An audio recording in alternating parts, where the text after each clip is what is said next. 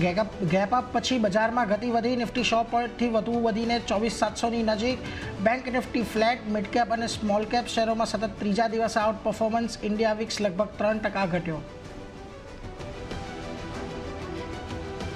IT શેરોમાં સારી ખરીદદારી. Index 1%થી વધુ વધ્યો. કેપીઆઈટી ટેક, એલટીઆઈ, માઇન્ડટ્રી, સિયાન્ટ 2%થી વધુ વધ્યા. આ સાથે જ રિયલ્ટી, કેપિટલ ગુડ્સ અને સરકારી કંપનીઓમાં પણ તેજી.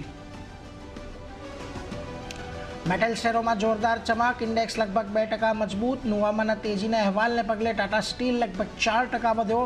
નિફ્ટીનો ટોપ ગેનર તો સેલ, હિન્દ કોપર, નાલ્કો પણ 4% જેટલા વધ્યા. સારા પરિણામોને કારણે ભારતીય એરટેલ લગભગ 2% વધ્યો. નિફ્ટીના ટોપ ગેનર્સમાં થયો સામેલ, જ્યારે ગાર્ડન રીચના મજબૂત પરિણામને કારણે 12%નો ઉછાળો, જ્યારે પરિણામ પછી મેક્સ ફાઇનાન્શિયલ અને સિમેન્સ પણ વધ્યા. ફ્યુચર્સના ટોપ ગેનરમાં સામેલ, પરંતુ પરિણામ પછી ટાટા મોટર્સ લગભગ 2% પડ્યો નબળ્યો.